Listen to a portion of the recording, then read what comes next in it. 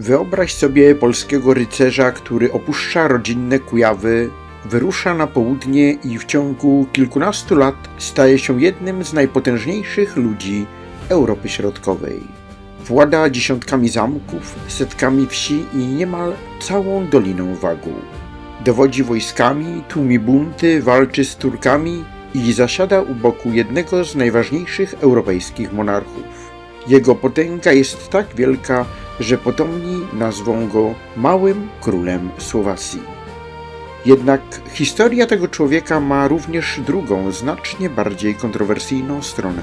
Chociaż był Polakiem, w 1410 roku stanął na czele wojsk, które wkroczyły do Królestwa Polskiego.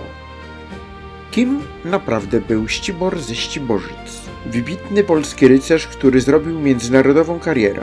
Wiernym sługą obcego monarchy, a może zwyczajnie człowiekiem swojej epoki, dla którego lojalność wobec władcy była ważniejsza niż pochodzenie.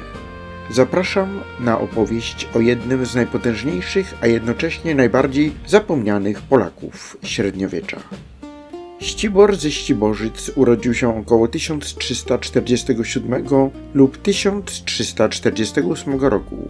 Pochodził ze Ścibożyc na Kujawach i należał do możnego rodu pieczętującego się herbem Ostoja. Jego ojcem był Mościc, piastujący urząd wojewody gniewkowskiego. Ścibor nie zaczął więc swojej kariery jako ubogi rycerz bez nazwiska i majątku. Należał do miejscowej elity, miał odpowiednie pochodzenie, znajomości oraz przygotowanie do służby wojskowej i dworskiej. Pierwsze kroki stawiał w Królestwie Polskim. Związał się ze stronnictwem Andegawenów i prawdopodobnie już w młodości trafił na dwór węgierski. W tym samym czasie Polska i Węgry łączyła osoba króla Ludwika Andegaweńskiego. Granice pomiędzy dworami nie stanowiły dla rycerstwa przeszkody, a ambitny człowiek mógł szukać kariery wszędzie tam, gdzie mógł znajdować możnego opiekuna. Po śmierci Ludwika sytuacja uległa zmianie. W Polsce władzę objęła Jadwiga Andegaweńska i Władysław Jagiełło. Ścibor nie związał jednak swojej przyszłości z nową polską dynastią. Wybrał innego człowieka. Zygmunta Luksemburskiego, męża Marii Andegaweńskiej i przyszłego króla Węgier. Była to decyzja, która odmieniła całe jego życie. Droga Zygmunta do węgierskiego tronu była wyjątkowo trudna. Przeciwko niemu występowała część miejscowych możnowładców, a państwo pogrążało się w kolejnych buntach i walkach stronnictw. Młody Luksemburg potrzebował więc zdolnych, zdecydowanych i przede wszystkim całkowicie lojalnych ludzi. Ścibor okazał się dla niego idealnym współpracownikiem. Polski rycerz wspierał Zygmunta w walce o koronę i pozostał przy nim również wtedy, gdy sytuacja wydawała się beznadziejna. Król potrafił odwdzięczyć się za wierność. Ścibor otrzymywał kolejne urzędy, ziemie i zamki. Został m.in. komesem, czyli zwierzchnikiem kilku komitatów, w tym położonego wokół Bratysławy. Największym symbolem jego awansu stał się jednak urząd wojewody siedmiogrodzkiego, który po raz pierwszy objął w roku 1395. Nie był to jedynie honorowy tytuł. Siedmiogród stanowił niespokojną, zagrożoną najazdami część Królestwa Węgier. Wojewoda dowodził wojskiem, sprawował władzę administracyjną i sądową oraz odpowiadał za bezpieczeństwo całej prowincji. Ścibor znalazł się więc w ścisłej elicie węgierskiego państwa. W 1396 roku Ścibor wziął udział w wielkiej wyprawie przeciwko Turkom osmańskim. Zygmunt Luksemburski zgromadził międzynarodową armię, w której znaleźli się m.in. rycerze z Węgier, Francuzi, Burgundczycy i Niemcy. Krzyżowcy byli przekonani o własnej przewadze. Ich wyprawa miała zatrzymać ekspansję osmańską na Bałkanach i przynieść chrześcijaństwu wielkie zwycięstwo.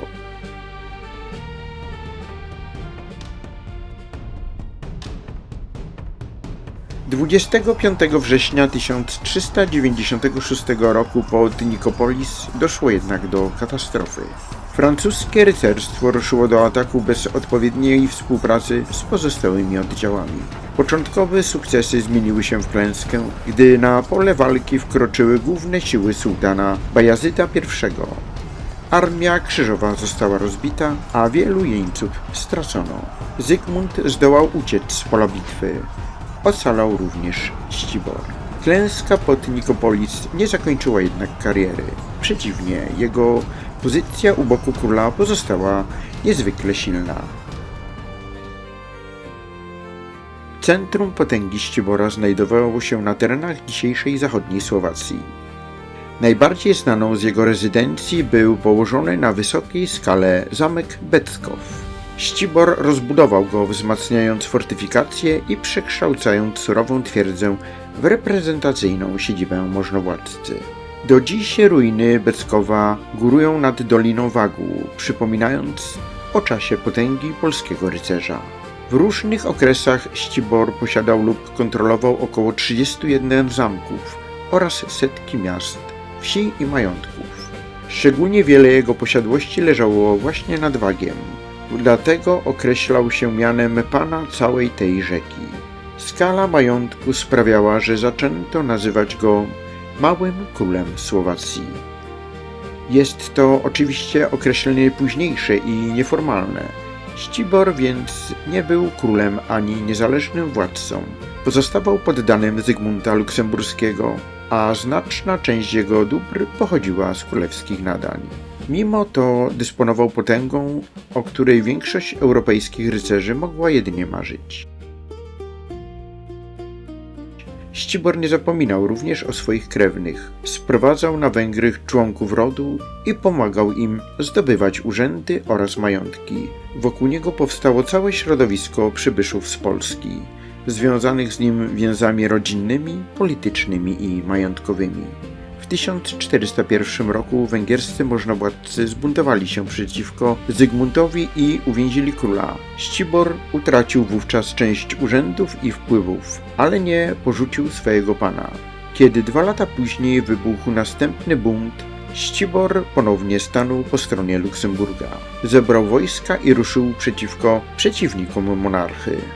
Powstanie zostało stłumione, a pozycja Zygmunta umocniła się. Wierność polskiego rycerza została ponownie nagrodzona. W 1409 roku Ścibor po raz drugi objął urząd wojewody siedmiogrodzkiego. W tym samym czasie narastał konflikt między Polską i Litwą a zakonem krzyżackim. Zygmunt Luksemburski prowadził wobec Jagiełły nieprzyjazną politykę i próbował zmusić polskiego króla do rozproszenia sił. Ścibor znalazł się wówczas w wyjątkowo trudnej sytuacji. Z jednej strony był Polakiem posiadającym krewnych i majątki w ojczystym kraju. Z drugiej przez całe dorosłe życie służył Zygmuntowi, któremu zawdzięczał potęgę i stanowisko. Wybrał wierność swojemu królowi. Jesienią 1410 roku, już po bitwie pod Grunwaldem, oddziały węgierskie dowodzone przez Ścibora wkroczyły na ziemię sądecką. Celem wyprawy było wywarcie presji na Jagiełłę i odciążenie Krzyżaków. Wojska Ścibora spustoszyły część pogranicza, lecz napastnikom nie udało się zdobyć dobrze bronionego Nowego Sącza. Nadciągające polskie oddziały w bitwie pod Bardiowem zmusiły Węgrów do odwrotu. Najazd ten stał się najbardziej kontrowersyjnym epizodem w życiu Ścibora. Człowiek urodzony na Kujawach, należący do polskiego rodu i posługujący się polskim herbem, poprowadził obce wojska przeciwko ziemiom Królestwa Polskiego. Z dzisiejszej perspektywy można tak pomyśleć. Jednak średniowieczny rycerz postrzegał lojalność inaczej. Naród we współczesnym znaczeniu dopiero się kształtował. Najważniejsze były więzy rodowe, osobiste przysięgi, zależności lenne oraz wierność konkretnemu władcy. Ścibor nie uważał się prawdopodobnie za wroga własnego pochodzenia. Był przede wszystkim człowiekiem Zygmunta Luksemburskiego i wypełniał jego rozkazy. Ścibor ze Ściborzyc zmarł w lutym 1414 roku. Okoliczności jego śmierci nie są pewne. Słowacka legenda opowiada, że ukarał sługę, który zabił jego ulubionego psa. Nieszczęśnika miano strącić z murów zamku Beckow. Przed śmiercią człowiek ten przeklął swojego pana, przepowiadając, że spotka go taki sam los. Rok później Ścibora miała ukąsić żmija. Oślepiony jadem spadł z murów dokładnie w tym samym miejscu. To jednak tylko barwna legenda, powstała zapewne długo po śmierci możnowładcy. Ścibor pozostawił po sobie syna nazwanego Ściborem Młodszym, który przejął znaczną część rodzinnej potęgi. Nie dorównał jednak znaczeniu ojca, a po jego bezpotomnej śmierci w 1434 roku ogromne władztwo zaczęło się rozpadać. Ścibor ze Ściborzyc pozostaje osobą trudną do jednoznacznej oceny. Był niewątpliwie człowiekiem niezwykle zdolnym. Z polskiego rycerza stał się wojewodą siedmiogrodzkim, dowódcą wojsk i jednym z najbogatszych możnowładców Królestwa Węgier. Przeżył klęskę krucjaty pod Nikopolis, kolejne bunty możnych i kryzys władzy Zygmunta Luksemburskiego. Za każdym razem potrafił zachować, a następnie pomnożyć swoje wpływy. Jednocześnie jego kariera pokazuje, że średniowieczna lojalność nie zawsze przebiegała wzdłuż granic państwowych. Ścibor pozostał Polakiem z pochodzenia, lecz swoje życie, miecz i ambicje oddał królowi Węgier. W Polsce jest dziś postacią niemal zapomnianą. Na Słowacji pamięć o nim przetrwała w zamkach, legendach i opowieściach o możnym panu Beckowa.